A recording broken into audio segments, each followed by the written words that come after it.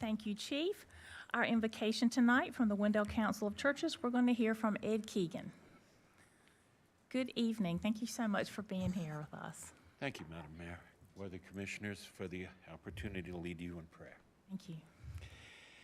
Lord, grant that we may always allow ourselves to be guided by you, always follow your plans, and perfectly accomplish your holy will.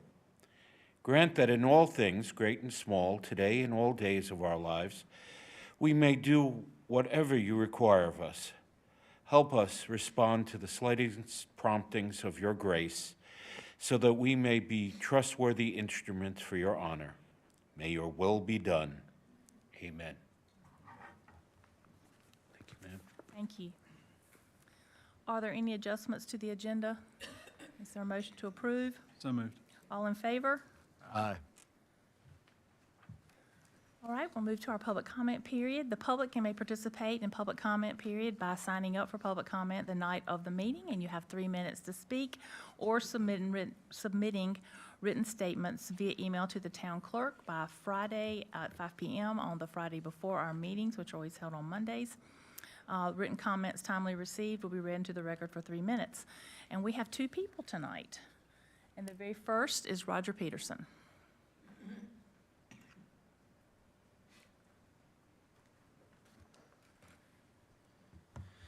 Thank you, Madam Mayor. My name is Roger Peterson. I live at 4490 Wendell Boulevard in Wendell. I'm the Executive Director of the Wendell Chamber of Commerce, and I'm here in that capacity tonight really to thank you, the board, as well as the staff, and especially our Department of Public Works and Police Department for all the wonderful work you did supporting the Harvest Festival this year. I think it was by all accounts, a great one, if not the best one, but I was certainly pleased. If you heard any complaints, there weren't a lot of them. So there's a few people who want to change a few things always, but I was certainly pleased. We had a lot of great volunteers, but it would not have been possible without the help and support of, like I said, of you and the staff, and I just want to say thank you. Thank you. It was great. Thanks. Ray Hennett.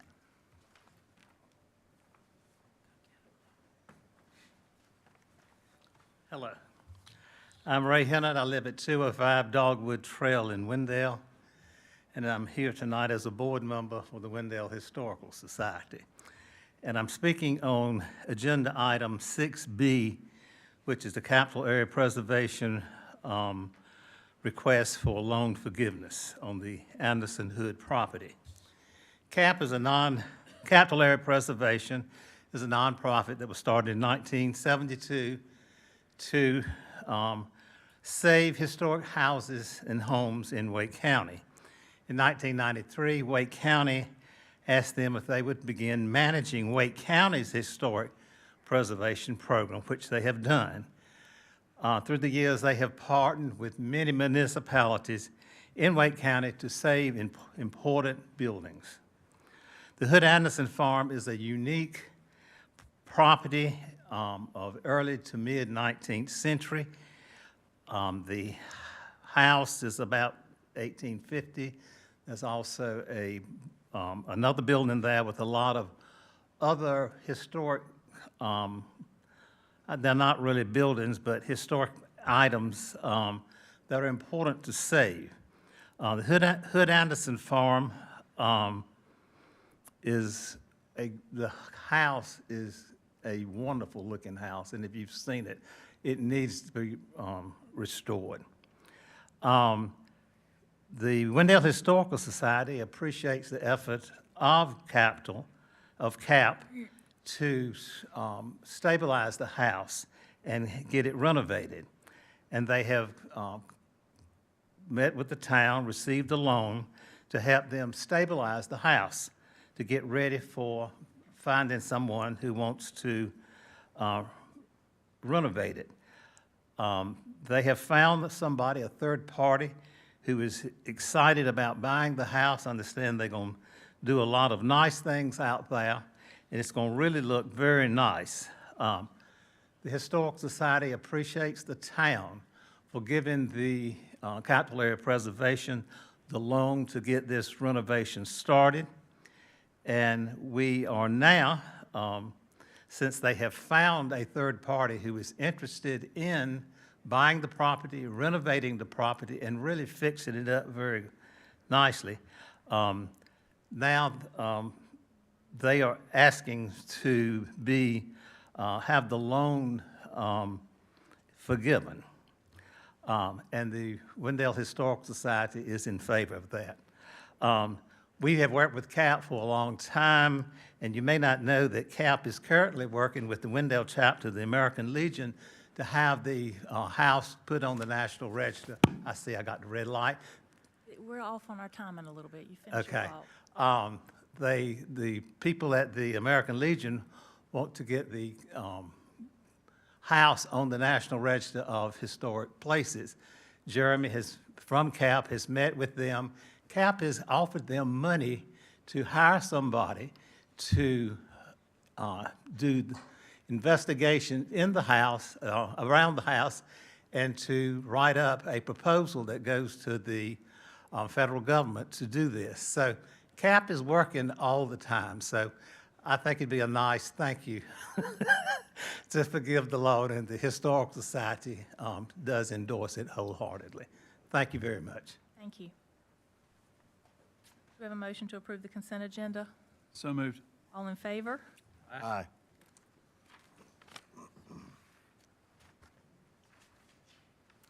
We'll move into our recognitions, reports, and presentations. Item 4A is the Capital Area Metropolitan Planning Organization Blueprint for Safety presentation. And our Planning Director, Brian Coates, is going to introduce our guest. Yep. Good evening, Mayor and board members. Tonight before you is Kenneth Witherow with the CAMPO, the Capital Area Metropolitan Planning Organization staff, and they are working on a blueprint for safety, and they have a presentation they would like to give. So I'll turn it over to Kenneth and look forward to his presentation. Thank you so much. Thank you for the privilege of being here representing the Capital Area MPO in this new facility. Very, very nice. So let me go ahead and begin. This region, of course, has been growing for the past few decades, and in light of the growth that's occurring, there is a need to improve access for the public safely to utilize the transportation system that is continually being developed. And so the Blueprint for Safety is this exercise that we're going through to ensure that we improve the safety for the community in various facets of transportation planning. So to give you basically the agenda for tonight, I'll introduce you to the Blueprint for Safety, what we've been doing in terms of the engagement process. There'll be two questions that I'll have for you all, not to answer directly to me tonight, but something to reflect upon, and then the next steps. So why plan for safety? In the Capital Area MPO, between 2018 and 2022, there were over, 195,000 total crashes. Well, let's define what the Capital Area MPO is. Geographically, it includes all of Wake County, portions of Franklin, Johnston, Granville, Harnett, and now Chatham County. So you have a big area that is being covered within the MPO. In light of that growth, in light of that geography, we have this number of crashes. Within that, of course, more than 2,700 of those crashes included seriously injured drivers, passengers, bicyclists, and pedestrians. And of that, 654 people are no longer around due to those crashes. This is something we're very familiar with. If you've traveled the Triangle or seen in the news, these are the things that are occurring. So these are just types of events, crashes that have occurred in the region, and it shows the outcomes that have been attributed to those crashes. So what are we planning for it now? Like I said, we're growing, and one of the things that's significant is in light of that growth, the federal government, of course, has required us to pursue Safe Streets for All grants that occurred with the adoption of the bipartisan bill a few years ago. The state of North Carolina has, in light of all this, created a strategic highway safety plan. And the consultant that created that plan for the state is the same consultant that we've hired to create the plan for the Capital Area Metropolitan Planning Organization. Where we come into play is getting the data, but the main piece is you all, us, in terms of public input and looking at prior plans that have been created. One of the things I wanted to include is this infographic. When we were conducting our pop-ups, particularly over the summertime, we made sure that we had infographics for each county. As you see, within Wake County, where of course we are, the majority of those 195,000 crashes were in our county, which of course was over the $171,000 amount. There were more than 2,000 people killed or seriously injured. And if you look at the bar graph with the light green line going through it, you see how there have been an attributed number of deaths and serious injuries during that time period. And so that's what we're taking into account in the Capital Area Metropolitan Planning Organization. Now, what's also important about this is that we not only addressing this within the Capital Area Metropolitan Planning Organization, we, in conjunction with the Durham-Chapel Hill-Carrboro MPO, are working on what is called Destination 2055, which is the Metropolitan Transportation Plan. What is that? That looks at a more than 20-year horizon in which we allocate an amount of dollars, funds, for transportation projects, whether road projects, bicycle pedestrian projects, transit projects. Within that, the goal is to promote safety, health, and well-being. And the objectives, of course, include safety of travelers and residents, promote the health through transportation choices.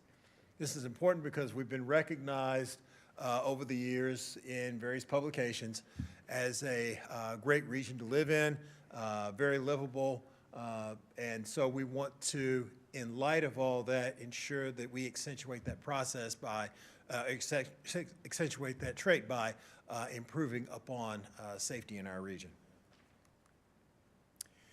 So what does a transportation safety plan include? There must be a vision. As in anything with regard to planning in this region or any region, there must be a vision and a commitment. We do vision plans or long-range transportation plans, metropolitan transportation plans every 4 years, and so we're including safety in that this year. In this plan this time. It's got to be data-driven. It's got to be stakeholder-led. There is a reaction and a proactive piece. In light of the reactions that we're catching on the road, we need to address those, but it needs to be proactive so that we minimize or mitigate any future problems. It must address all the modes that we have in the region. Like I said, roads, bike, transit, walking, and we look at all of the various goals, whether short-term in the area or long-term needs.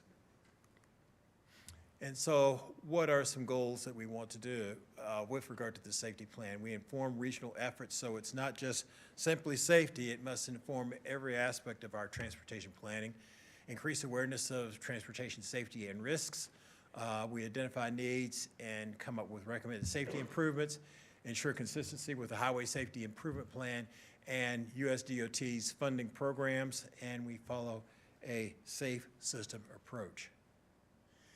Not only are we the ones conducting some form of a safety plan, there are others that are doing that regionally.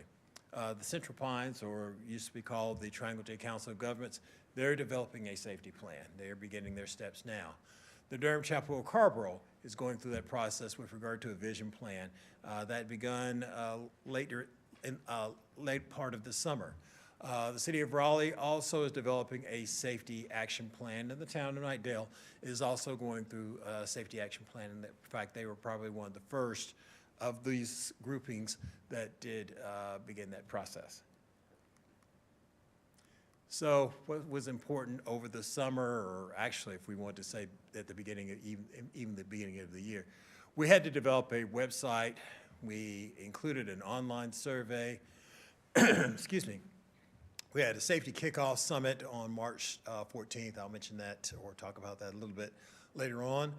Like I said, we'd gone through the phase one piece where we included a technical advisory committee of leaders and others who we got input from, social media training, board meetings, which we're doing right now. And we had a series of public engagement events, and we'll have, again, additional ones as we go into phase two. Okay, and that was the site. The project website is still up, but the survey had closed.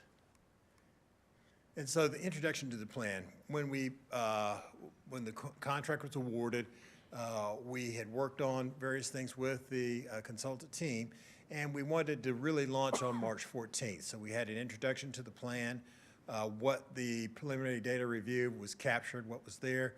We want to develop a safety culture here in this area, plan engagement, and we involved or had an exercise as a small group discussions. And so what is the safety culture? It's involving every single person that shares that responsibility. It's top down, bottom up. So from elected officials to all those who are working everyday lives, we want to ensure that we're conscious and conscientious on how to improve safety in the region. And so it's a way of life that values the safety of fellow roadway users in every decision we make. So it's important to recognize that process. This is not necessarily the first time we've really addressed safety. There have been other exercises in which we addressed safety in the region. One was the Watch For Me program, which was in 2012, 2013, because the federal government noted that in this area, we had a lot of pedestrian deaths, and so there was an emphasis to address how we can improve that situation. It is now translated into more, not just a regional exercise, but now a national exercise to improve safety. And so, as mentioned, this is the shared responsibility. These are all the players that are to be involved in the exercise to improve safety, and I'm glad we're here to talk about it at this time. So the technical advisory team meetings, we had a series of those meetings across the region. From Garner as of May 13th, and we had some throughout the month of May and June. Then, of course, we've talked about the surveys and what had occurred in terms of really broadcasting and getting this out to the general public so that they were conscientious of this and make sure they were conscious of this in light of the news cycles and the news cycles in which a lot of other things, events, would have precedent over that. So we believe we were successful with that particular exercise. So some of the local engagement events, we had Meet on Main here in Wendell on the 21st of June. The 540 Fest, which you see a picture of, was right before, well, not actually right before, but the Turnpike Authority wanted to introduce the future turnpike that has just opened up about two weeks ago. And so we had an event where people, particularly in southern Wake County, had an opportunity to come out and see the information that we had provided. And then we have a list of events that we had throughout the region, from Granville County to as far south as Campbell University and Harnett County. And these are just some other events that had occurred. The Nightdale Arts and Education Festival was another event that we had. And one other thing, we were close by at Grasshoppers Farms just recently, as well as, like I said, Campbell University, Packapalooza, and other events in the region. So these are the two questions that I have for you all from an interactive standpoint. Again, this is something for you to ponder over and think about. Don't have to give me an answer right now, but something to really think about. What are the safety issues observed, both infrastructure and behavior, in this community? What stands out and is different related to roadway safety for your community as compared to the larger region? This is a fast-growing area. We know Wendell Falls and how it is really mushroomed and really grown recently. But of course, this region has experienced, like I said, growth over many decades. With that in mind, of course, I know a lot of us commute through the region, whether going to work or wherever we're going. So we look at how our area is as compared to another part of the region, what can be done. And so this is something to be thinking about as we go through the exercise of improving on safety. And so the next steps that we're going to be doing, we're now in the phase 2 portion of the program. The program will, or the project will end on June 30th of 2025. We'll address this at the board meeting on Wednesday. We're going to have another safety summit, phase 2 of the technical advisory team meetings, and we'll have another series of town board meetings where we'll introduce outcomes of what has been captured from the data and hopefully have some solutions that will be applicable to this area. And again, we are analyzing that data in conjunction with the consultant team, and we want to ensure that you all are aware of it and that you all stay involved in the process. And so these are the websites. Not only do we include the Capital Area MPO, we are doing this project in conjunction with NCDOT's Traffic Safety Unit. I, along with the staff from VHB, meaning Lauren Blackburn in particular, are serving as project managers of this project. And so we're just shepherding this through to make sure that people hear about it, are cognizant of it, and as more data becomes available, you all can make decisions and give your input. So thank you all very much. Greatly appreciate being here, and have any questions, be glad to take those. Any questions from the board? I'll get one, Madam Mayor. Yeah, go ahead. So wide, your two questions spawned a thought in my mind. To your point, you cover everything from Campbell University to Chatham County now and back over. I think that the number one thing people in our community would tell you that they see differently, done differently here versus there is the amount of money that's spent, right? I can point to 7 different projects in Raleigh. It's harder to see those projects at scale in the rural areas. And I think a lot of times that's equated with this isn't applicable to us because this is going to be a Raleigh-focused plan. Can you talk about how y'all account for having a Raleigh in the middle of your transportation area and then lots of Wendells and Harnett counties around it? Good question. Again, we're the Capital Area Metropolitan Planning Organization. Yes, Raleigh is a large community, and it draws a lot of people to it. There has to be a plan and process by which we adequately find ways that can meet the needs of the Raleighs, the Careys, all the way down to the Bunns, Wendell, all the others. It's going to take a lot of time and resources to determine what are the best things that can be done at a reasonable price. We can't do everything for every community, nor can we do everything for Raleigh. So it's going to be something, an exercise that's going to take a lot of work. Again, they're working on their plan. We're going to make sure that we do our best to engage and involve all the communities to ensure that there's something that is useful. So that's why it's going to be important for you all to be engaged in this plan. So you need to look at it. When you see the results that we have or the proposed outcomes, it's going to be important to provide comments so that things can be addressed to where needs can be met in the Wendells, the Zebulons, where I live, and other places where we have needs to be met. Thank you. Anything else from the board? Thank you very much. We appreciate your time. Thank you very much. Appreciate it.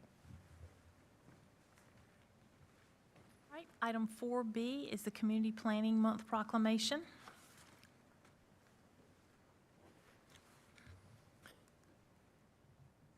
Whereas change is constant and affects all cities, towns, suburbs, counties, boroughs, townships, rural areas, and other places, and whereas planners can help navigate this change with data-driven insights and expertise that provide better choices for how people work and live, And whereas community planning provides an opportunity for all residents to be meaningfully involved in making choices that determine the future of their community. And whereas the full benefits of planning require public elected and appointed officials who understand, support, and demand excellence in planning and plan implementation. And whereas the month of October is designated as National Community Planning Month throughout the United States of America and its territories. And whereas the American Planning Association endorses National Community Planning Month as an opportunity to highlight how planning is essential to every community and how planners are uniquely positioned to identify solutions to communities' most difficult housing, transportation, and land use questions. And whereas the celebration of National Community Planning Month gives us the opportunity to publicly recognize participation and dedication of appointed Planning Commission members who have contributed their time and expertise to the improvement of the town of Wendell. And whereas we recognize the many valuable contributions made by the professional community and regional planners of the town of Wendell, and extend our heartfelt thanks to the continued commitment to public service of these professionals. Now, therefore, be it resolved that the month of October 2024 is hereby designated as Community Planning Month in the town of Wendell, in conjunction with the celebration of National Community Planning Month, adopted this 14th day of October 2024, and it's signed by me. And I was told I should make you come up here and take a picture. Sure, why not? I got my hair cut yesterday, so why not? Let's. Stacy? You planned that well?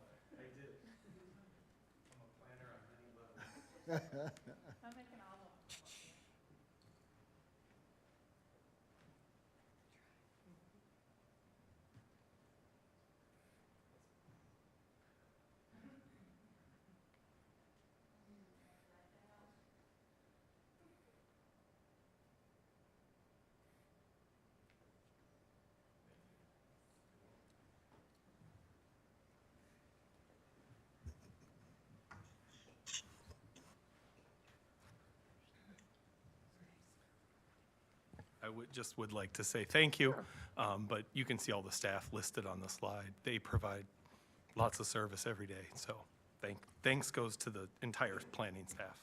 Yeah, fantastic staff. All right, we'll move into our public hearings.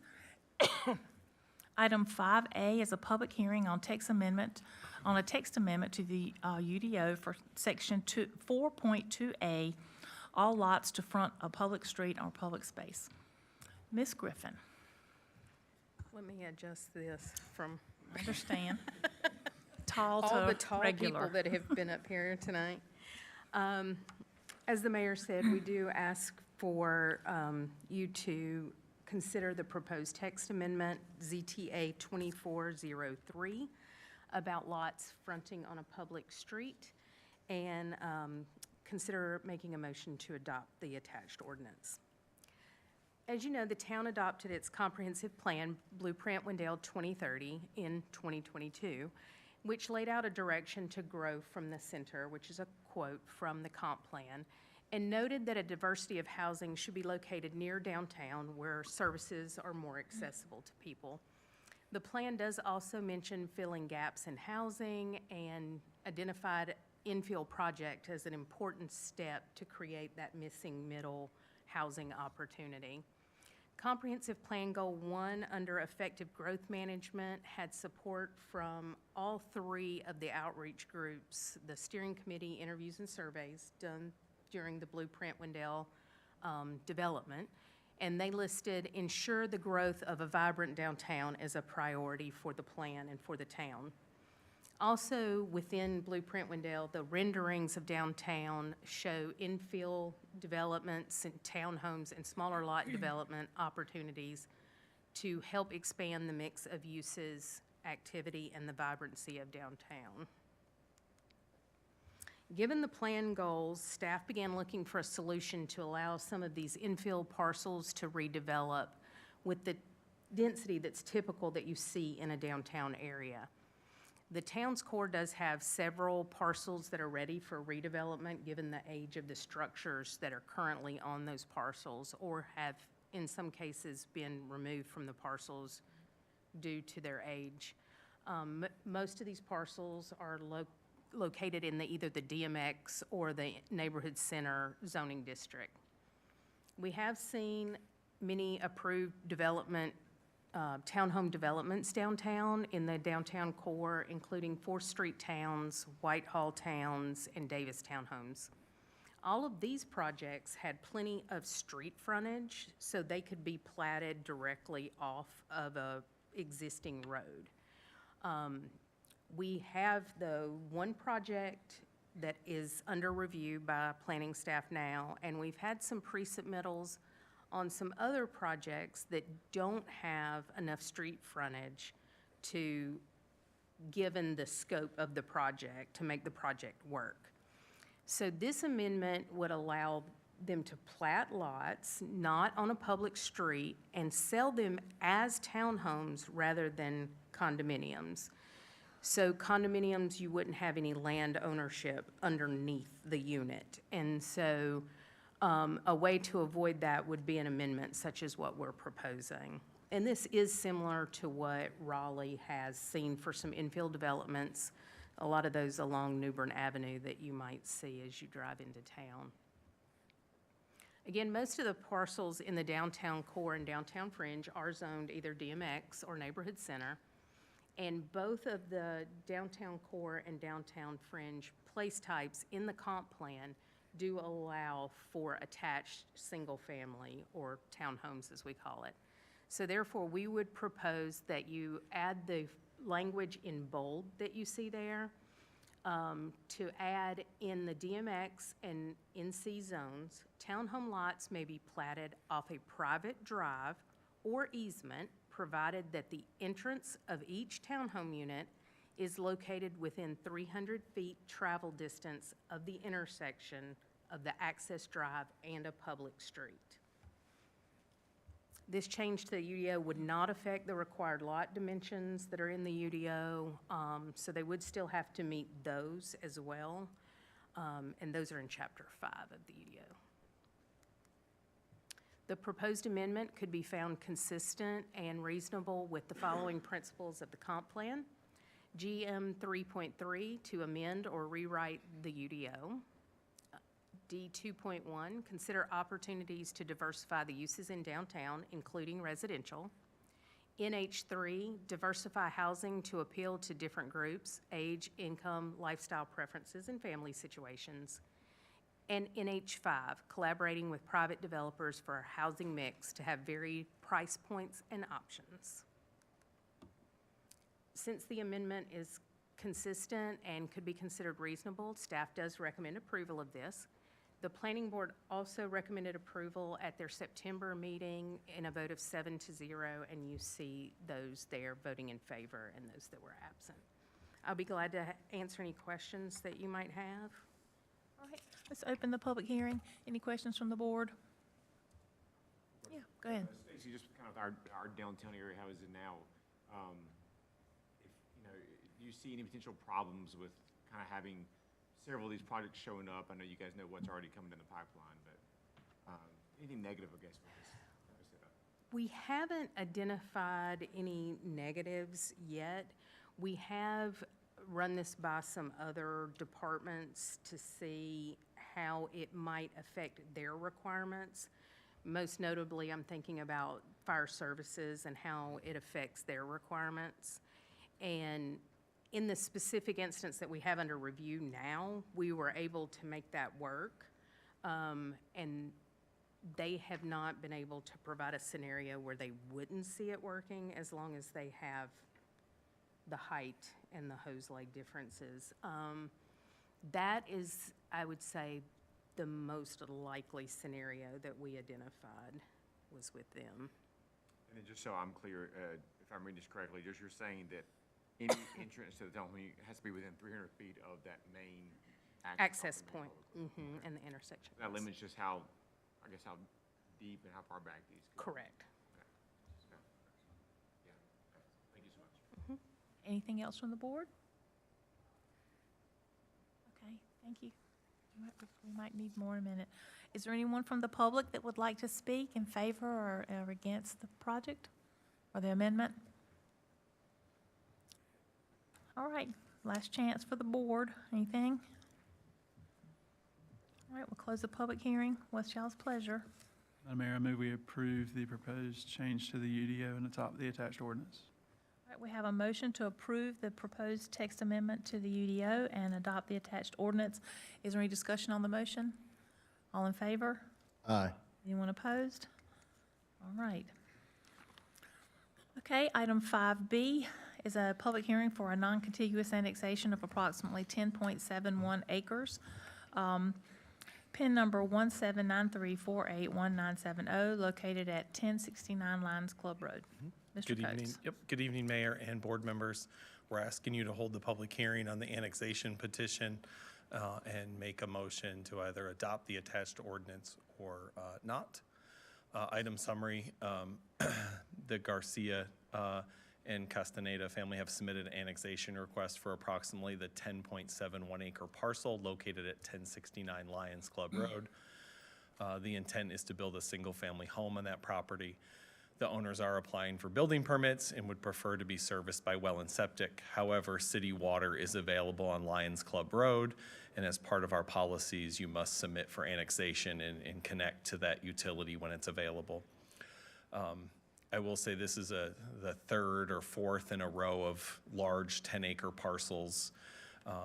Municipal sewer is not available in that area, and to extend from Harper's Glen, the subdivision to the west that has sewer, you'd have to cut through some other properties, and it's not a direct connection through a roadway or a public right-of-way. There are no plans in review to extend sewer to that property or those other properties along Lions Club. Property is currently zoned rural agricultural. It does allow for a single-family home. In 2022, just for your reference, the parcel directly to the south was required to apply for annexation. The annexation request was denied as municipal sewer was not expected to serve the property in the near future. I can field any questions that you may have on the request. Okay. Yep. Let's open the public hearing. Questions from the board?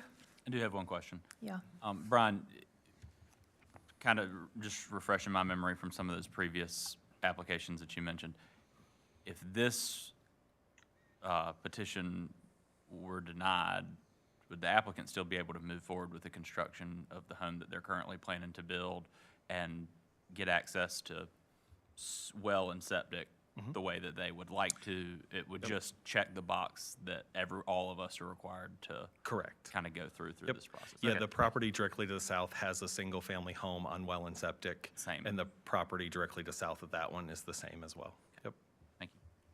Anything else from the board?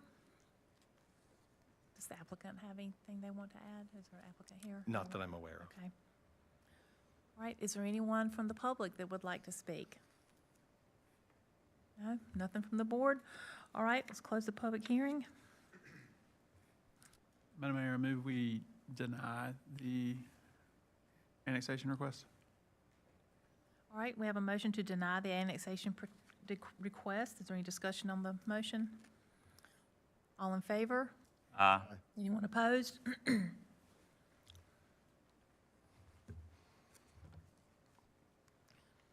All right, we'll move into our administrative items. Item 6A is a resolution authorizing the conveyance of real property to Habitat for Humanity of Wake County Incorporated for an affordable housing project. Yep, Mr. good Coates. Good evening, Mayor and board members. Excited to be back before you for this project. If you recall, we had a rezoning back in the spring on a town-owned parcel, 2 town-owned parcels. Just to go over, this motion is to approve the resolution authorizing the conveyance of real property to Habitat for Humanity of Wake County for an affordable housing project and authorize the town manager to sign the conveyance documents. Just a brief summary, since 1985, Habitat Wake has partnered with over 800 families to build homes. They are continuing that effort. The 5 homes in Wendell would be located along Harris Street. The town has found no immediate needs for those properties, and we render it as surplus and find that a conveyance of real property to Habitat would be for public cause in the public interest and allowed by law. The resolution authorizing the conveyance was drafted by our town attorney and Habitat. Both parties will sign, and town staff will do our legal requirements advertising the conveyance. And so I can field any questions you may have on that, but it is, the rezoning did occur back in the spring of this year. Any questions from the board? Madam Mayor, I move we approve the resolution authorizing the conveyance of real property to Habitat Humanity of Wake County And authorize, and authorize the town manager to sign the conveyance documents. thank you. We have a motion to approve the resolution authorizing the conveyance of real property to Habitat for Humanity, and authorize the town manager to sign the conveyance documents. Is there any discussion on the motion? All in favor? Aye. Anyone opposed? Thank y'all. Item 6B is a request for capital area preservation for loan forgiveness for the Anderson Hood property for its historic preservation. Yep. Good evening, Mayor and board members. So this request is for board discussion and a motion to authorize the loan forgiveness between the town of Wendell and Capital Area Preservation. Capital Area Preservation's purchased the historic Anderson Hood property on Old Battle Bridge Road. At the February 13th, 2023 meeting, the town board authorized and entered into a loan agreement between CAP and the town for $100,000 to secure and prepare the property for sale and rehab. The loan was for a 2-year period. To date, CAP has utilized roughly about $66,000 to secure the property and prepare it for rehab. Jeremy Bradham is here with Capital Area Preservation to answer any questions you have.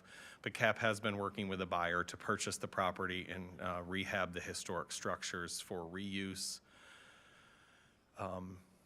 When we drafted the agenda item, a late October 2024 closing date was scheduled. Jeremy can give you an update on anticipated closing date. We, as town staff, we have met with a potential buyer on a few occasions to discuss a mixed-use project there involving the historic structures. We anticipate a rezoning submittal soon. We have met with, as I said, the potential buyer and civil engineers. In a note, this is a little different project, but because CAP owns it and a new buyer will have a historic easement on the property, any site plans, uses, building renovations need to get approval by Capital Area Preservation and the town of Wendell. So it involves, it's not our traditional rezoning. It is a little more of a complicated project, but it's certainly one that is exciting. And so having that permanent historic preservation easement means that the structures have to be maintained and utilized in a way that CAP's board is comfortable, but also with a rezoning that would come back before you all as well. I can field any questions you have. Jeremy is here as well to give you an update from their perspective. Any questions for Mr. Coates? Okay. Let's hear from.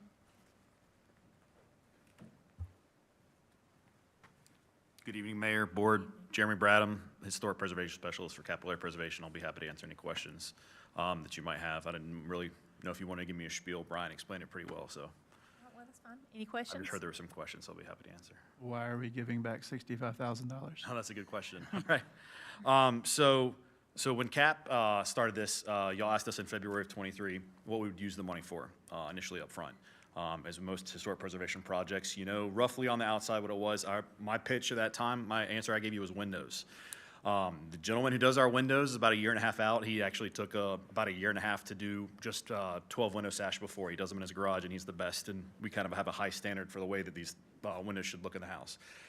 We started immediately on the cleanup and the stabilization of the house. Has anyone been by? I know 2 years ago looks very different than now in terms of clearing out, starting to grow back up a little bit. But we had to clear out, there was some very unsafe structures on the property, so we had to handle a lot of that up front. I'm kind of going to nip one of the questions in, because I think you're asking also too, has it been done before? CAP's never requested this from another town. We do have a loan with the town of Fuquay-Varina that was taken almost 5 years ago, and that house has been on the market for about 6 months now. This gentleman did approach us out of nowhere, and we're learning with these projects, costs are going up and up. We're a two-man operation. It's just the president, CEO, Gary Roth, and myself. And we're stretched thin all over the whole county. We do as many preservation projects to save as many historic structures we can for Wake County's heritage. So the forgiveness would go a long way, because there are 2 or 3 projects over the next probably 4 or 5 years that are on the horizon that we foresee. And our last project, we went actually quite a bit over budget because of unexpected expenses. So it would go a long way to help CAP's mission to save historic buildings across Wake County. Beautiful, though. Can you, and you got half my question there, and maybe I developed more of a question. Can you talk about the process that we're in, though? Because like ultimately, the town, you don't want to own this, we don't want to Right. own this, we do want Right. to see it preserved. Can you tell me where we are in that? I heard we were going to close in the end of October. It looks like we didn't close. Right, so the gentleman that actually approached us, this usually doesn't happen. Usually we have to market these things. You have to find a special buyer. You've seen all the shows on TV. This gentleman approached us, he learned about this property, he's worked with us on 2 other projects, and this just seemed like something that he could engage the community on. So that's, I don't want to go into all the details of what his plans are, but it's going to be a community engagement piece of property, an event venue type space where the public can enjoy it. Capital Area Preservation will hold a preservation easement in perpetuity. So what that means is basically the day that we go to close with this gentleman, he has an agreement, he already has 2 properties he's worked on that have preservation easements, so he's familiar. There will also be a rehab agreement with that has a time frame, which is very important. So it's not sitting for 5 or 6 years. He's got usually it's about a 2-year window to get all the exterior done, to get HVAC in, to get plumbing, all that thing roughed out, and to handle a lot of the preservation issues up front. It's a relationship that we're going to have with the owner in perpetuity, whether it's him or it's 5 owners down the road, to ensure that this building is restored properly. So in the process, right now, it's looking like he wants to, he's already asked for an amendment to his contract to extend it with our board that was approved at the end of last month. Is initially going to be to the end of October, as Brian had mentioned, but he'd like to extend that a little bit further, so we're working with him because he wants to make sure he can get this rezoning, do these community public meetings with the neighborhood for a rezoning request, and make sure that ultimately he can do what he wants to do. So that's where we are. We've moved forward. Reiterations, I've been talking with him personally for 4 months straight, about every week, going through. We're on like the 6th iteration. We were finally down to something that our board feels comfortable approving, and I think that he feels comfortable moving forward with. So, did that answer that? Yeah, I think Okay. so. Anyone else on there? Any other Oh, questions? real quick. Sir. So do we have an agreement to amend, or are we still talking through that? Oh, our board has already agreed to do that. Yes, sir. With the Okay. buyer. But we don't know that date? September 25th, 2025 is, or excuse me, September 30th, 2025 is what he put on there, but that was just our board saying to cover all bases, any delays at anything. He wants to close as soon as possible. At one point, he was actually interested in moving the closing up last month, 2 weeks.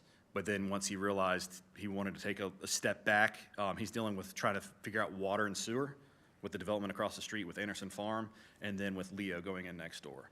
Because Leo will start construction down on Old Battle Bridge Road, I think next month. They're gonna start doing, because they need an easement to go on that property there. So I can't speak for him because he's not here and sort of is not really a part of this, but I do know that when I talked to him yesterday, it sounded like he's really wanting boots on the ground, wants to schedule more meetings with the town so he can get a comfortable late end of this year or first of next year. Our board just felt comfortable extending it longer to him because they know this whole process in, and he's, I mean, frankly, going to be investing over $1.5 million to $2 million on this project. So. And in your world, that's not necessarily a long time? Is that what you're telling me? Generally speaking, no, not with historic property. There's a lot of unknowns. So he's getting someone out there, he's already looked at the houses, but he wants to make sure his whole concept and everything fits in with what is planned and what could be approved, so. I would feel more comfortable if I'd heard, or you can tell me what his plans are. If you say he Okay. wants to meet with the town or talk to the town, has he done so? Has he Yes, so he shared with the town, and I don't know if Brian wants to. Yeah, we, with the potential buyer, we have met with him a variety of times, planning staff and administrative staff. He is looking at a mix of uses for the property. Just to give you a little background, it is RA zoning, so if, you wanted to buy the house and live there, no problem, no rezoning needed. But to do things like a potential event venue, things like, could it be a restaurant? Could it be, a few mix of uses? Could you have some lodging for the event venue? Those are not covered under RA zoning. And so therefore, based on his mixed-use concept, a rezoning is needed to do the full vision of the property. And so he has met with us multiple times over and with CAP. Can I add, you you don't have any kind of land use guarantee at this point. And so if the board was looking at providing that authorization, I would recommend a contingency wording to that, contingency on an approved or accepted land use plan by the town. CAP's just looking at recovering their cost over time.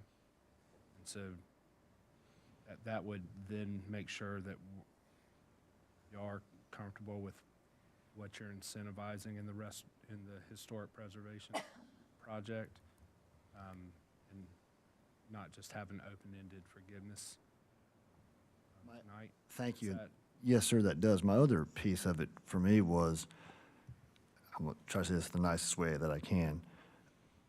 Philosophically, it's hard for me to use Wendell dollars to help carry Wake County CAP projects. And I'm all about historical preservation. So just what Jeremy and I were talking earlier, so we don't control our own utilities. So for example, there are historic properties, let's say Apex Cary, where they can waive the utility fees. We don't have that authority because we are a merger community with Raleigh. So there are things that other towns might do that we just don't have that option. And so that was part of requesting a loan forgiveness is we can't waive a Raleigh fee for water and sewer like Apex can or Cary can. And so each town is a little different in how it functions, but CAP does serve all of Wake County outside of Raleigh-Cary. They have their own historic preservation commissions. CAP is the staff for the Wake County Commission, which Wendell is a member. So just for your information on that. And I would add that the consideration isn't germane to future projects as presented by the CAP representative. It's germane to, does this project have value to the town of Wendell and its historic preservation versus some other place? This is incentivizing this project. Do other towns customarily that have that ability, do they waive those kinds of fees? Is that something that happens? Yes, ma'am. In Apex and Cary, there were no permit fees, those were waived all up front. And service hookups and things like that, they could just consider that a wash. Restoration costs were on CAP in those situations. But to further go to your question, sort of investing in Wendell per se, like when I say in perpetuity, for the next, in my opinion, we're working on the language for the rehab agreement, and usually it's 18 months. We know it's gonna be a long project. Since this is my job, I will probably be here in Wendell every week for the next 2 to 3 years, overseeing this because you have a property here. It's not just a house. It's an antebellum home, but you have Wendell's first country store, its first post office. Everything is on that property. And so I'm going to be there literally every week making sure, not doing hand holding, I wouldn't say that's my job, but to make sure that it's done. So that's investing in this property and investing in Wendell. Sort of, it's a lot of staff time and a lot of staff resources to kind of oversee for 3 years this project. So that's getting a little bit to the crux of sort of what I think would be investing back in Wendell. Absolutely. All right, anything else from the board? Yeah, I mean, I think most of the questions that I have been answered.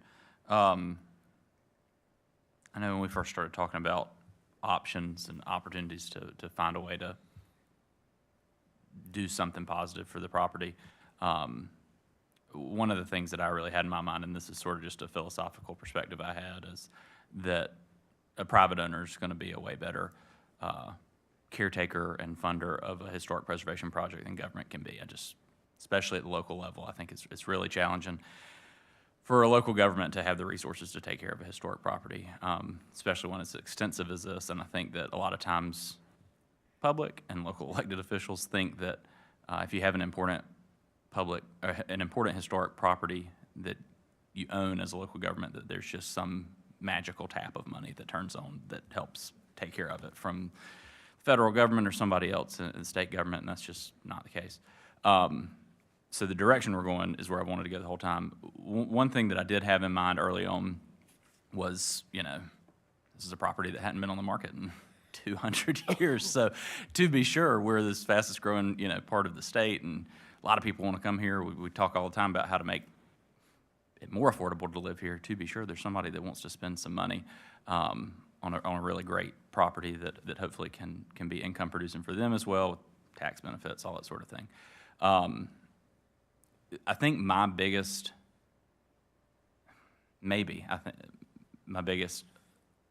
sticking point at this minute, one is just the new concept of the request and sort of thinking through the implications of that, but also the fact that we've gotten to this point, which I'm really happy about, and we still haven't gotten to that point of the broad, open, property's not been on the market.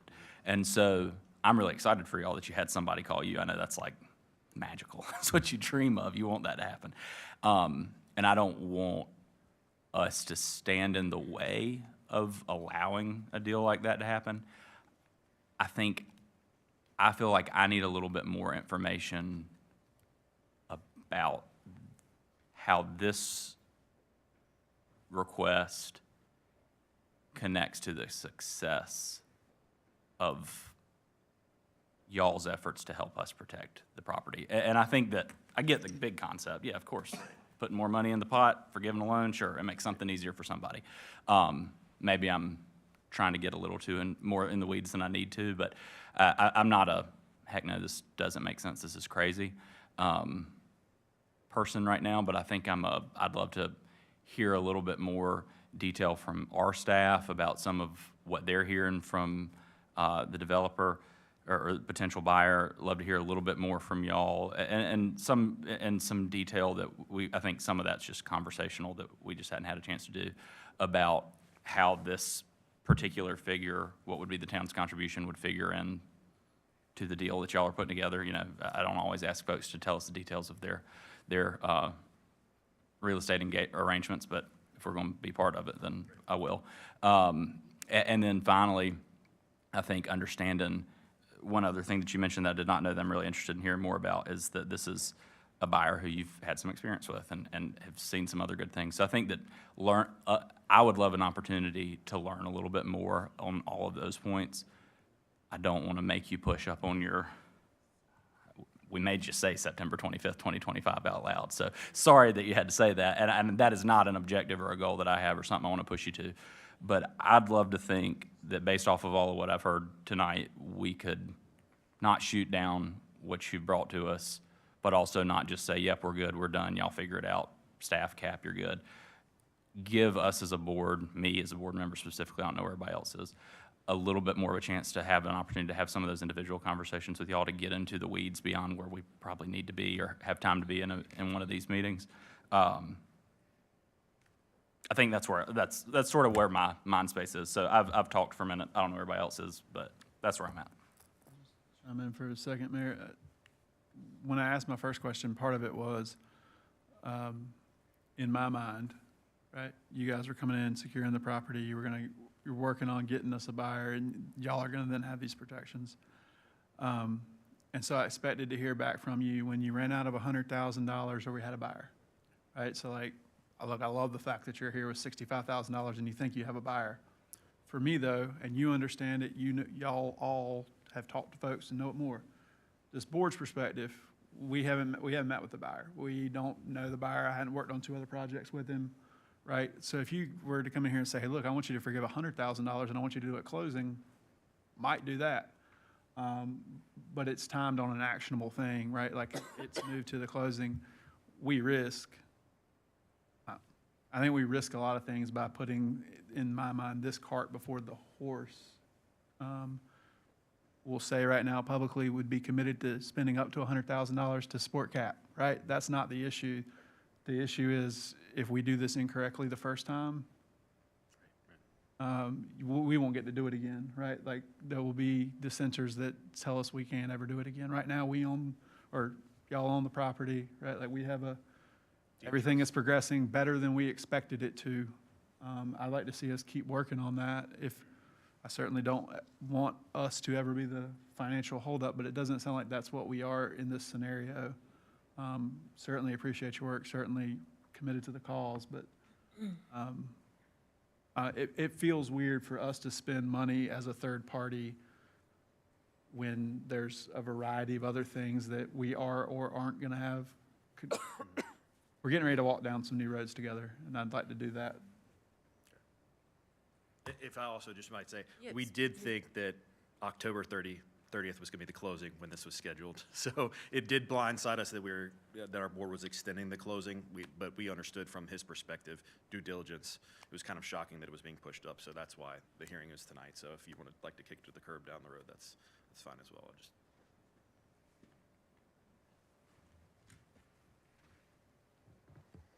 Is that a motion to table? I'm asking that, I've hit the easy button, I'm waiting on my response. So, and I'm gonna look at the attorney. In my mind, from a policy recommendation, you have a couple options. One is you can just table the item, I've used the soup analogy. If you don't feel the soup isn't done yet, potatoes are still hard or whatever, just let it cook a little bit more. And staff can bring it back at a later date. The conditional language that I provided achieves that also. You're from a policy standpoint saying you're willing, but it's conditioned on getting that additional material. And then, so you've got the land use plan, you're comfortable with that, you understand what's happening, you understand the value of what you're doing, and then you've already said that if then this. But for this project, this incentive doesn't happen. So it gives you that same end outcome. It's just whether or not you want to leave it in limbo or send a value statement as to, yeah, we're on board, we just need to have these details answered. Or you can still say no later to that. Or you can say, just not enough information, we'll wait later. That's your value proposition as I see it. Either one is acceptable by both CAP and, sounds like the buyer and staff. With that, Madam Mayor, and in an effort, because we think this is the first time we've done at least this process, and I appreciate my manager always giving me at least 3 options. But in order to keep it in front of the public, I would move to table the item. That way, when it comes back at staff's recommended time, and so that the public's made aware that that's what we're doing. So I'd move to table it with the comment that we're very excited about this project and CAP and everything y'all are doing for us. All right, we have a motion to table the item, and we're very excited about it. Is there any discussion on the motion? I just want to reiterate that we are excited about it. Very excited about it. All right, all in favor? Aye. Anyone opposed? All right, thank y'all. Item 6C is the Lake Myra Lights co-sponsorship request. Ms. Smith? Good evening. I'm here tonight to request approval of a co-sponsorship request for Lake Myra Lights. As you know, Lake Myra Lights is a holiday light display held on town property at the Women's Club annually. This year's event dates are November 27th through December 31st. While the event is coordinated privately, town supports through land use, electricity, porta-john, staff support, and equipment for setup and breakdown. We also cover the cost of storage for the equipment used in the display. The applicant has requested co-sponsorship for the town to continue to provide support without cost. Approving this action will bring the event into compliance with other similar events the town supports, such as Meet on Main or Harvest Festival. I'm happy to answer any questions. Any questions from the board? Madam Mayor, I move we adopt the co-sponsorship request with Lake Myra Lights. All right, we have the motion to adopt the co-sponsorship request for Lake Myra Lights. Is there any discussion on the motion? All in favor? Aye. Anyone opposed? Okay. Item 6D is the engineering services contract extension, and we're going to hear from the town manager.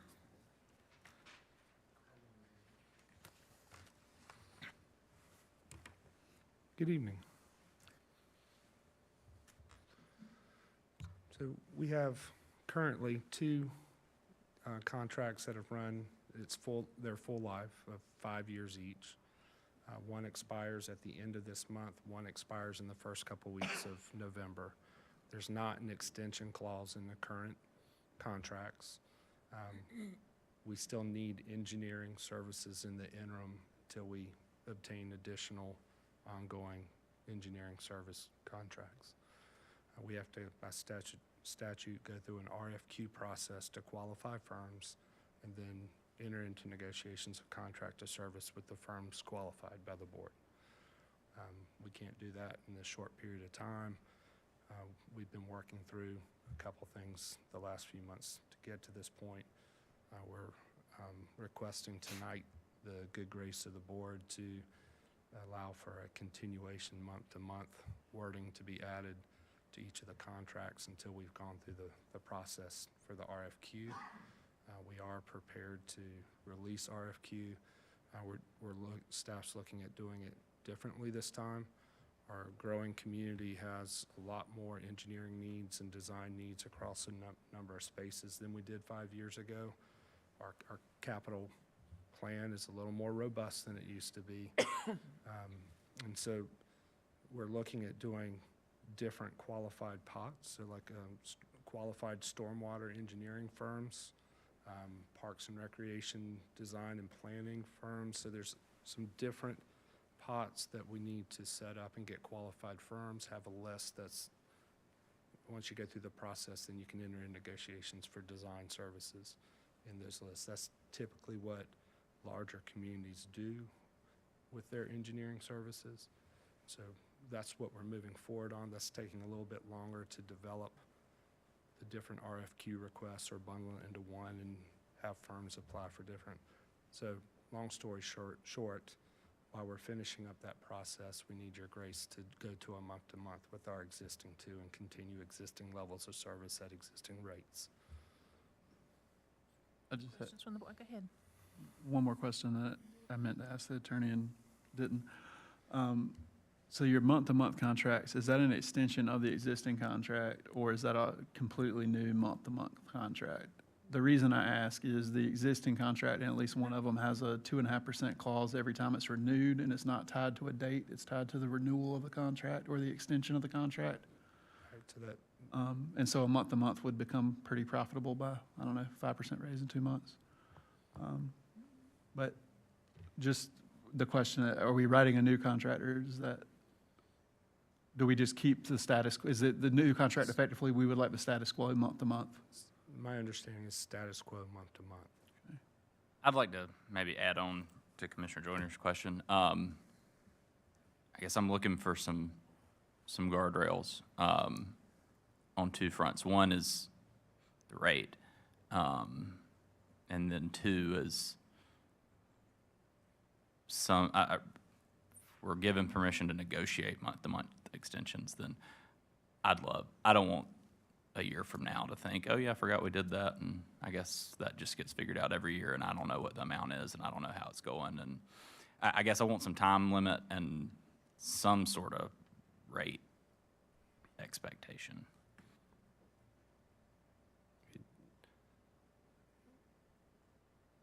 And not that I'm asking you to ask for a 6-month extension or something, like month to month, sure, whatever, negotiate that if that's what needs to happen, So but if- like Yeah, I if would our like that RFQ authority to process exist for goes out- some certain period of time. If our RFQ process goes out next month and allows for 1 month response and then 1 month to go to the board, then you'll have new contracts in hand at the beginning of the year. So 6 January. is good? Huh? So not to exceed 6? Yeah, not to exceed for sure. Definitely put a boundary. I hope it doesn't exceed 3, but And what about, I mean, is there some percentage above the current rate that we could sort of give you the excuse to go tell them, sorry, my board's not going to let me pay you more than this? And I mean, I guess if they're going to walk away, then we need to talk about it again, but, because we got to have this done, but I don't want them to milk us just because we in said, my yeah, mind, go you for it. already have a boundary in that place in the amount that you adopted with the budget for contracted engineering services. We cannot exceed that. That is the amount. That is the amount. I've got that boundary in place, and I need to have services after that through the end of the fiscal year, and would have to come to y'all for anything beyond that. Well, I'm gonna be happy to make the motion. I would make a motion with the comments that, one, I would personally enjoy living in a world that didn't have engineers in it for at least a year. I think it'd be fun. I understand that legally we need to have engineers. I'd make a motion to allow the manager to negotiate the existing engineering contract service on a month-to-month basis with the understanding that we're in an RFQ process and don't expect that to exceed 6 months. Okay. All right, we have a motion to authorize the town manager to negotiate the extensions of engineering service contracts not to exceed 6 months. Is that correct? Yeah, and we can add, Yeah. once, the way that I read the contracts, it's all pre-negotiated rates, right? So it's when we're sending them stuff, it gets kicked back. So it's not like there's a lump sum that you're negotiating in addition to work. It's the work we send them, right?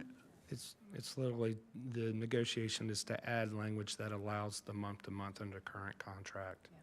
Okay, That's what I'm negotiating. okay, And verbally, the firms are okay with that to get through. okay. Write that at the top next time, and we'll get it. Thank you, Madam Mayor. Right. So we have this restated, a motion to authorize the town manager to negotiate extensions of the existing engineering service contract on a month-to-month basis, not to exceed 6 months. Is there any discussion on the motion? All in favor? Aye. Anyone opposed? All right, item 6E is an award a contract to the HG Reynolds Company Incorporated for the construction of the Public Works Yard facility. Great. We've gotten through one purchasing and contract process for the Public Works Yard facility. As you may recall, we pre-qualified construction firms. All of the firms did submit bids. It was a very competitive process, as you saw on the bid spec sheet. A highly qualified firm in HG Reynolds Company was the lowest competent bidder. And staff is requesting that the board award the contract to HG Reynolds Company for the construction of the Public Works Yard facility. The amount requested with add alternates is within the budgeted amount for the project in the capital budget. Happy to answer any questions you may have. Any questions from the board? Madam Mayor, I move to award the contract for construction of the Public Works Yard facility to HG Reynolds Company Incorporated, and authorize the town manager to negotiate and sign the contract to complete the work. All right, we have a motion to award the contract for the construction of the Public Works Yard to HG Reynolds Company and to authorize the town manager to negotiate and sign the contract to complete the work. Is there any discussion on the motion? All in favor? Aye. Anyone opposed? Okay. All right, item 6F is a resolution requesting the North Carolina Department of Transportation for a speed limit reduction of Old Brattlebridge Road between Wendell Boulevard and Buffalo Creek Crossing from 55 to 35 miles an hour. Good evening, Mayor and board members. This request was brought to our attention by the developer of the Flex project at Old Battle Bridge next to SPC Mechanical. In this case, through annexation requirements, part of the roadway in that section is still not in our city limits because when we annex satellites, we annex the property. If it were contiguous annexations, we would have tied it all together and been able to annex the entire roadway. In this case, this chunk of roadway is 55-mile-an-hour speed limit. When it crosses the bridge into the Anderson Farm community, it drops to 35. The internal streets for Anderson Farm are 25, the local streets. There are bike lanes, sidewalks, multi-use paths, and so from a staff perspective, 55 is just way too high of a speed to go into a residential neighborhood as mixed-use area. Also, the developer is designing and getting approval for their turn lane into their project and designing a turn lane for traffic going 55. The turn lane looks a lot different than if it's designed at a 35-mile-an-hour speed limit. So our request to DOT is to lower that section of roadway to 35. It matches what the collector road through Anderson Farms is already marked as for the speed, and so that's our request for this first one. There's a series of 4 requests before you tonight related to roadway, DOT roadways. Any questions from the board? Yeah. So the developer is the one that's kind of brought this to our attention, is that correct? It is, yep. The development that the developer, I guess, when this project was approved, was there like a traffic study along with this? So at that time, are they looking at the speed limit and as it is and planning out for that and what they're gonna do, or? At the time of the rezoning, it is a concept plan, so they know, they knew at the time they had to put a turn lane in. Now that they're working out the full construction details, designing a turn lane at 50, for cars to take at 55 miles an hour is a lot longer and can cause design issues. If they're designing a turn lane or a roadway for 35 miles an hour, there's a little more design standards with DOT. And so in that area, you've got SPC Mechanical in their entrance. You will have this mixed-use area with traffic going in and out. So it makes sense for the roadway to be lowered overall, but also in some design standards. It creates kind of longer queuing lanes or merge areas that just take up part of the pavement and then cause maybe a road to be wider in a place for cars to go. The wider the road without any kind of impediments, it causes them to speed and go quicker. And in this case, lowering it will help make the taper shorter for the turn lane and overall slow traffic down. I'm not having a problem with that. I just always, when we have these traffic studies in front of us, I always feel like they're just fluff. And I feel like these type of factors are things that we always kind of question them, and what's this and what's that, and they always are favorable and they always look really good. But then when you kind of have these projects, it's like, well, maybe this traffic should have, this should have been something they thought about during the traffic study. This is something they should have looked at and say, hey, this could be an issue. But that's my thought. Maybe Brian- Remind the board when Anderson Farm was approved. Anderson, it was approved well over a decade ago. In that time, the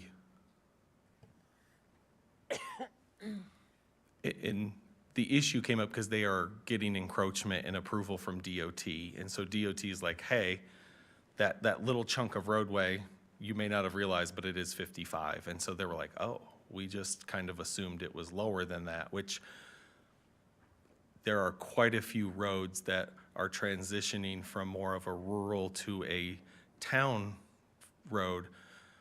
Martin Pond, Lake Glad, many of them are 55 miles an hour. And those speed limits were put on them many, many generations ago when there was a lot less traffic and development. So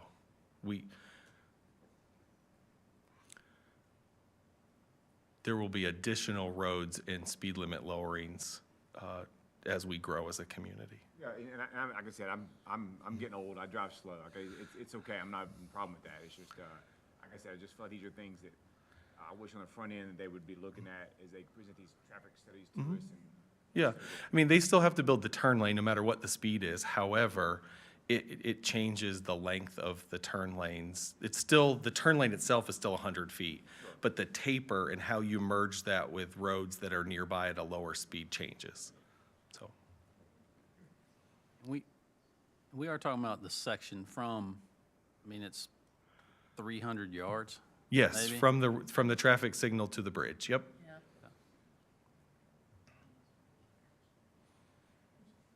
Madam Mayor, I move we approve the attached resolution for the town manager to request a speed reduction to NCDOT. So we have a motion to approve the resolution and authorize the town manager to request a speed reduction to the DOT. Is there any discussion on the motion? All in favor? Aye. Anyone opposed? Okay. Item 6G is a resolution requesting the North Carolina Department of Transportation for a speed limit reduction on Wendell Falls Parkway between Landing View Drive and Jake May Drive from 45 to 35. Yep, good evening, Mayor and board members. Some of you may recall a few years ago, we had requested this chunk of roadway go from 45 miles an hour to 35. DOT at the time did not make the adjustment based on there was not enough development or kind of town development in that area for a speed limit to be reduced. Now that Stone Arbor is fully operational, Park Towns as well, half under construction, We have more residents living in that section of roadway. We have sidewalks, multi-use path, and pedestrian improvements. We are asking for that again. Traditionally, when you were coming into what many would say is the older downtown part of Wendell, it was kind of Landing View was that entrance. Now Jake May is serving as that entrance. And so staff's requesting you to authorize the manager to provide that request to DOT to lower the speed limit between Jake May and Landing View Drive here by Town Hall from 45 to 35. Did we take that sign down already? One of them, I think, came down during construction, yes. Madam Mayor, I move we approve the attached resolution and authorize the town manager to request a speed reduction request to NCDOT. All right, we have a motion to approve the resolution and authorize the town manager to request the speed reduction to DOT. Is there any discussion on the motion? All in favor? Aye. Anyone opposed? All right, item 6H is a resolution requesting to the North Carolina Department of Transportation to abandon maintenance on Taylor Road, east of Daniel Ridge Road to Martin Pond Road, and accept the street for town maintenance. Good evening, Mayor and board members. I'm glad it was planning month because I feel like we've got a lot of different items on Making this you earn it. agenda. I know, right? This one's an exciting project for a couple reasons, and I'll go over this because there's a lot of moving parts. Taylor Road from Publix to Martin Pond is either currently maintained by DOT or the developer of Wendell Falls. Portions of the Wendell Falls area from Wendell Falls Parkway to Daniel Ridge is anticipated to be turned over to the town of Wendell soon as we wrap up Wendell Falls phases 9B, 9C, and 12. The portion of Taylor from Daniel Ridge to Martin Pond is all within our city limits, and we are asking DOT to give us that portion so that we would have the entire length of Taylor under town maintenance. It's important for a variety of reasons. One, the road's pretty much built out in that portion. The DOT portion is 35. The Wendell Falls developer controlled right now is 25. We have things like tree light, we have commercial, we have a school, we have residential, and being that there's a variety of maintenance, variety of speed limits, it is very confusing for all that use that road. Having it under one town jurisdiction allows us to set the speed limit, allows us to do some pedestrian improvements, traffic calming, things that have been identified in our current Planning Department 2025 budget. We include a concept pedestrian plan for Taylor, Big Falls, and Hollybrook roads, which are some major collectors that connect a variety of neighborhoods in our jurisdiction. We have had conversations with DOT. It's a small portion of Taylor, but for us, it allows the entire road to be in the town's jurisdiction in the near future for maintenance. And we do have that concept plan that we'd like to go out to RFQ and get that started. We have had a lot of calls from residents. If in the Wendell Falls PUD, there are some things that the road standards are old and they do not follow our updated standards because of the date of their PUD. So things like bike lanes, additional pedestrian improvements. We have had a lot of calls from residents wanting to go from one section of Wendell Falls to another and just having that. So I think for us, planning that pedestrian improvement plan for Taylor is important, and having the entire road to work on so that it's consistent is important as well. We would be able to add Taylor Road to our Powell bill allocation. So I can field any questions that you have for this project. Any questions from the board?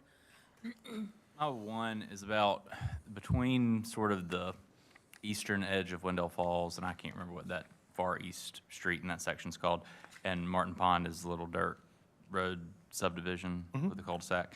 Is that a DOT maintained road? I know it's publicly platted, or is it a private road? I can look in the system, I don't know right now. It is different because Taylor, the road was all annexed as part of Wendell Falls, so it's rare that we have the road, but the properties that have access to it for driveways are not in our city limits. I have to look at there's a subdivision there with like 8 homes. Well, and my main thought is just, I mean, want to be really clear. I know especially with streets that don't have any sort of public maintenance, there's always folks looking to turn the private street that they benefited from into something that the government's going to pay for. And I just want to be really clear that us taking Taylor Road does not necessarily mean, especially if that's a private street, that there's any sort of a conversation or expectation on our part that we're going to take over a street that those folks have always known was going to be privately owned and maintained on their own. And Wake County does have a program through county for those in ETJ or in county jurisdiction to take their non-maintained roads and turn them into DOT standard roads for DOT acceptance. So we can certainly, if residents have questions on that, refer them to the county program that could assist them with funding. Anything else from the board? You know that, and just reiterate the sidewalks, crosswalks, obviously. I've forwarded a handful of questions and concerns, so certainly think this is a good thing. Appreciate it. You're welcome. Madam Mayor, I move we approve the attached resolution and authorize the town manager to request NCDOT to abandon maintenance and accept the roads into the town system. All right, thank you. We have a motion to approve the resolution and authorize the town manager to request the NCDOT to abandon this maintenance and accept the road into the town street system. Is there any discussion on the motion? All in favor? Aye. Anyone opposed? All right. One more. Resolution requesting the North Carolina Department of Transportation to abandon maintenance on Hollybrook Road from 3rd Street to Selma Road, which is NC 231, and accept the street as a town-maintained road. Yeah, this is another exciting project from a resident and town staff standpoint. Yes. Hollybrook Road, as many of you know, travel it. It is a ditch and swale. There is no pedestrian improvements. We get a lot of comments in the area from 3rd to the senior center and the library that crossing the road, and you've got ditches along there. It's very challenging for pedestrians. We actually get comments all the way down to the new neighborhoods in the very south from all of the neighborhoods that they wish there were sidewalks or a multi-use path and better stormwater drainage and just crosswalks and things like that. So exciting. We have at the southern end of this a new neighborhood that has installed sidewalks along the road. We also have a town park that's well under construction and will be opening this next year. And so, this has been a goal for us, is to have Hollybrook design done. It's in the budget for us to start this year. Concept pedestrian plan of how to take that road from a state ditch and swale to a town road with pedestrian improvements, stormwater improvements, curb and gutter, and really work on getting residents having mobility from neighborhood to neighborhood to get to things, whether it's downtown or the new park on Hollybrook. This is also one of when residents in that South Hollybrook area have concerns, it is the traffic, speed of traffic, but also the lack of safety improvements. And so this is our opportunity. So we have worked with DOT to request this. We have had quite a few meetings to talk about this. In that general area at the north, 3rd Street is now a town road, so we can do improvements along that. If we have Hollybrook all the way to 231, we can do a variety of projects, work with the neighborhoods. I know they're going to be wanting to be heavily involved in creating that concept pedestrian plan. So we're asking that, you let the town manager request to DOT to abandon the maintenance and accept the road into the town street system. This is probably one of the top 3 calls I get. We Without a do too, doubt. Yes, so. I'm not surprised. Any questions from the board? I would also clarify to Commissioner Eatman's question on the last one. There are some private roads that come off of this and state local roads. We have clarified with DOT staff that those would remain in private and state maintenance. The town is not accepting maintenance outside of our jurisdiction for roads that aren't benefiting our taxpayers. Thank you, because that was half of my question, and I think you teed up the second half really well. And sorry to do this, because I just I was looking at the map, and this is not registered to me before this moment, or I would have talked to you about it before. But the point where Hollybrook meets Selma Road's in Johnston County. It is. That's not in our jurisdiction.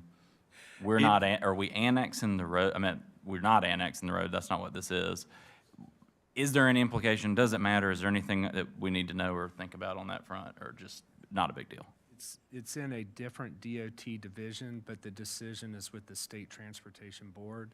So the overseeing board that's giving up maintenance, it is within our transportation plan design, and so that would allow us for control of that part within our transportation. This will obviously allow us the opportunity to overcome some of our problematic areas. Yes. And when Kenneth was here talking about the blueprint for safety, I immediately think of Hollybrook Road. Yep. And so this is a great opportunity for us. Madam Mayor, I move we approve the attached resolution and authorize the town manager to request that NCDOT abandon maintenance and accept the road into the town system. We have a motion to approve the resolution and authorize the town manager to request the NCDOT abandon maintenance and accept the road into the town street system. Is there any discussion on the motion? All in favor? Aye. Anyone opposed? All right. We'll move into section 7, other business, and we have the Wendell Volunteer Fire Department and the Wake County Fire Commission. Commissioner Joyner. Thank you, Madam Mayor. Locally, we have not had a great deal going on in the past month. However, Wake County EMS, Wake County Fire Services, in coordination with a lot of our municipal departments, has deployed a variety of crews out west. Wake County's home to Urban Search and Rescue Team 8, but they're a specialized search and rescue team. They were actually staging in Deep Gap prior to the storm. So our people were there before the storm got there. We're on the ground as the storm was happening, and I think the update I saw yesterday was we're on team number 4 of people that we've now brought back and sent back. I have a feeling that we will be heading to the western part of the state for a long time to help those folks out, but that's all I have for the fire department, Madam Mayor. Okay, and move into our commissioners' comments and stay with you. Thank you, ma'am. Mr. Peterson, Roger earlier covered the Harvest Festival, and as I walked around the Harvest Festival that day, I had a thought. A lot of times when we talk about growth, we're talking about speed limits, or we're talking about roads, and we're talking about things that will change the town. And what I noticed at this year's Harvest Festival was that there was a fair amount of change, but what it was more of all of the things that have always made the Harvest Festival good. It was really cool to be at the concert and look out and see 2 blocks of people. And I said to whoever was standing beside me that here's the proof that more people is just more people loving the product and the thing that we all love, which is Wendell and those events. This is a fun time of the year, and it's a fun time to see Wendell grow. I'm already excited about the Christmas season and moving into Wendell Wonderland after hearing about that tonight. As we move into a wonderful time of fall and what I'm going to be pushing as a thankful holiday season, I think it's important to look around, and when we see things changing in town or when we see events, appreciate the new things and appreciate what has gotten us here. It's certainly cool to walk around town and see all the many changes and then the many new faces. Thank you, Madam Mayor. Commissioner Lutz. I'll just kind of echo Mr. Peterson's comments with thanks to Public Works and police and town staff and everybody. Harvest Festival is really good. I feel like as I'm working my booth, I don't get to kind of walk around and enjoy as much of it as I used to, but it is so many new faces every year that are coming into town. People not just from here in town. I feel like I saw a lot of new people this year, from, you know, heck, Raleigh, Cary, Wake Forest, kind of coming into town too. So there's a lot of things that are driving people to us. So it was well done. Beautiful day of weather. So absolutely. Commissioner Eatman? Nothing else from me tonight, Mayor. Commissioner Honeycutt? Commissioner Deloach? Thank you, Madam Mayor. I guess first and foremost, I will report that my mailbox made it through thus far, festival season, so I'm proud to report that. Feedback, obviously, Harvest Festival is fantastic. So just volunteering for that and then being out and about, just talking with the folks. As a Rotarian, as a commissioner, as a resident, appreciate staff being there. But great day, great weather, and enjoyed that. Obviously had the opportunity to go to a State of the County event. Went with Mayor Pro Tem Joyner, and I will say that Wendell was well represented in the comments, as well as the slide deck and videos that they had. Town manager was there with us as well. But it's really cool to see just what we are doing here and, you know, how well thought of we are in other parts of the county. And then I also want to thank town staff for the session that we had this past weekend. So got a lot of stuff done, a lot of stuff happening, upcoming. So next up, Wendell Wonderland. Thank you. Thank you. I also wanted to thank the Chamber of Commerce and their board and staff and volunteers for a great Harvest Festival. It was really wonderful. As always, they showcased Wendell beautifully for our residents and visitors, and they make us all so proud every year, and I really appreciate the efforts of our staff. There's a lot of staff input on the front end and the day of, and we appreciate that, Public Works, the police, and so forth. A few dates to note. The Wendell Trick or Treat Trail is coming up on October 25th. The Wendell Market, the last of the year, on November 7th, and the Wendell Wonderland is December 6th. So there's a lot of fun things to look forward to. Excuse me. The Treat Trail and Wendell Wonderland are still both seeking or accepting applications for vendors. It's a great opportunity to showcase your business. If you'd like to participate, you can contact the Parks and Rec for information. One last thing I wanted to talk about is Western North Carolina and other areas that were heavily damaged in the recent hurricane.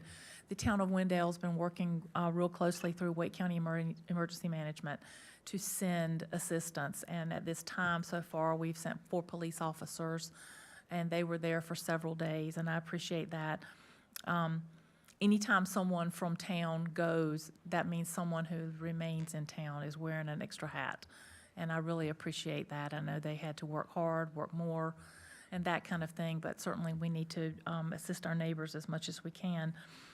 There are plans in the future, as it is needed, for some administrative planning assistance and possibly some public works assistance.